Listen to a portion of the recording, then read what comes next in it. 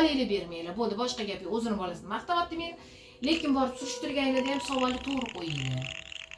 Otasi ham o'zi yaxshi bo'lgan, men ham yomon emasman. Borib so'ranglar, men qo'rqmayman. Men hech kim qo'shnilarim 100% haqiqatda yomon bo'lganimda qo'shni topmasdi. Otasi men bunaqa topmayman, abdi qursin. Matluba opani ham, Jamshid akam ham. Bolasi kim bo'lardir deb qo'shnim topmasdi. Zuhraning taqdiri bo'lib ketdi. Men undan emas. Bizda bitta endi Jamshid akam-ku, masalan, mana shunaqa.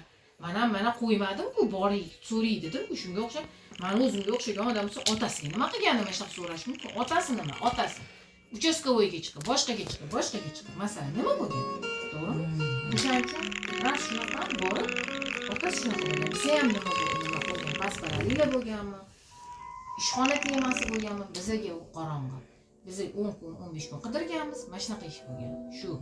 Anumaqa mana boringlar, otasi o'zi yaxshi odam bo'lgan. Ichmagan, chakmagan, birovni bunaqa qilmagan.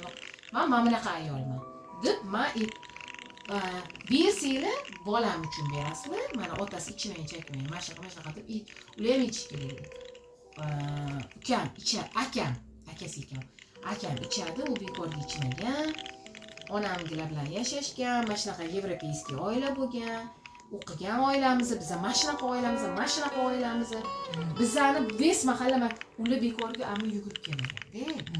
Surishtiramiz bir-birimizdan nazokatxon deganimda ular voy, bu bo'lsa nima deydi deganda, tushundingizmi? O'sha kuni men gapirganman, o'sha kuni yetib kelgan. 4-chi deyapti, kampir bo'lasiz. 4-chisi dedi. Buni 2-chi deb aytdi. O'sha gapidan. Ikkinchi ham, birinchi ham demadi-da. Keyingi turmush. Bu dedi, akamni boshqa turmush dedi. Bu bolachalar, buni bolasi